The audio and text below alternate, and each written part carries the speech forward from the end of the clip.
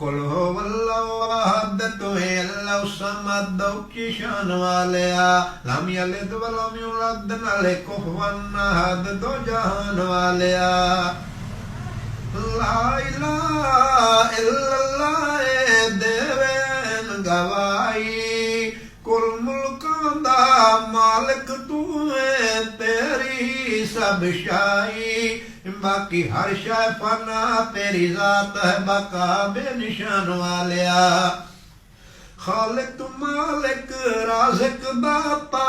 तू करीम रहीम मालिक यौमी दीन खुदाया तेरी जात कदीम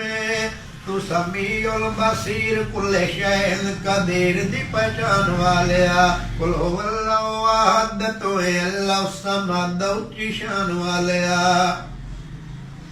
अव्वल आखिर ज़ाहिर बातिन तू ऐन अयानी हर ज़र्रे विच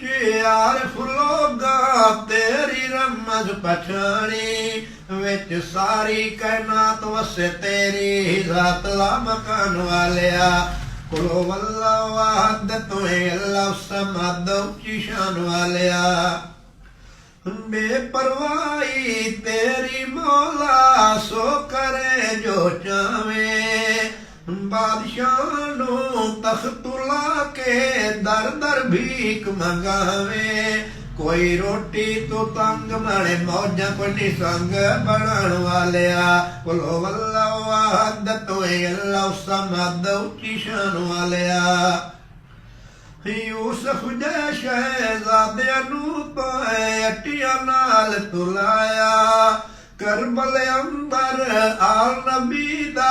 पानी बंद कराया हर किसे दा नसीब तू बनाया अजीब आजमान वालिया कुल हुवल्लाहु अहद तू है अल्लाह समद की शान वालिया लख लख वारी इस ज़बानू जेला हमद पढ़ी वे फिर भी साथू या रब सोया हक अदा न थीवे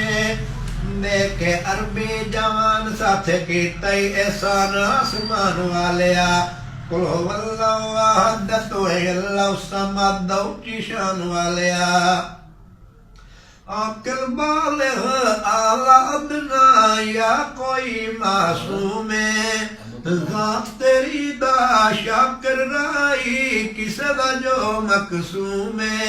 ते सारा जान रब्बा तेरा मेहमान खिलान वालिया कुल हुवल्लाहु अहद तू है अल्लाह समद की शान वालिया।